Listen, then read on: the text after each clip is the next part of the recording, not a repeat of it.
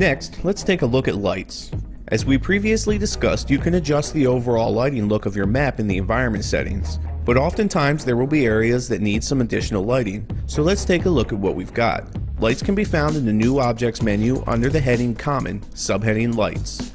The first thing to note about lights in Trials Evo is that there are two basic kinds of lights. I refer to these two types as ambient and directional.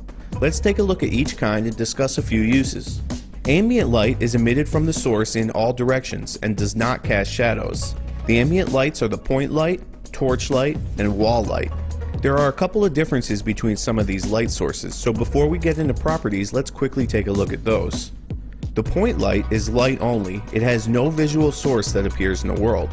The torch is the other ambient light that is a little different because it also has a flame effect in addition to being a light. The wall light is a basic light fixture that emits ambient light. Now that we've covered the differences, let's take a look at the similarities, the properties.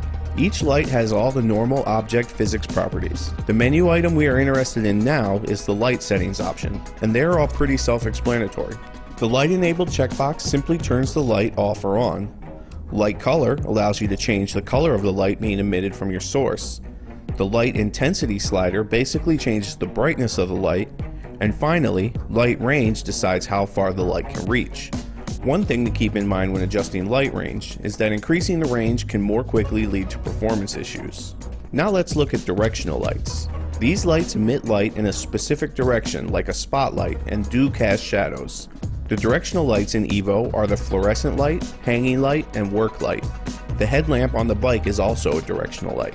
The only difference between the three directional lights is the shape of the light it emits and the shadow mask, which creates shadows based on which variation of the light you are working with. I've placed all three so you can quickly see the different shapes and masks.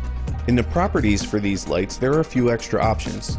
Each type has at least two variations, and the light source itself can also be recolored. In the light settings menu, we have all the same settings as the ambient light, as well as two additional settings.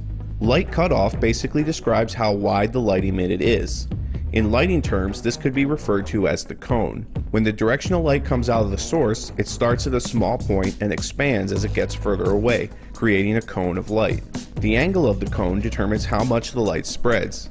Set to 90, your cone looks like a triangle with a 90-degree angle at the top. As you lower this number, your cone gets skinnier. Shadow type determines how the light casts shadows. By default, it's set to dynamic, which means it will realistically cast shadows of any object that passes in front of it. Static, however, will look at what objects are in front of the light when it starts, and only cast shadows for those objects. Any object that passes in front of the light during play will not cast a shadow. This type is easier for the game to process and can come in really handy if you're having performance issues associated with lighting.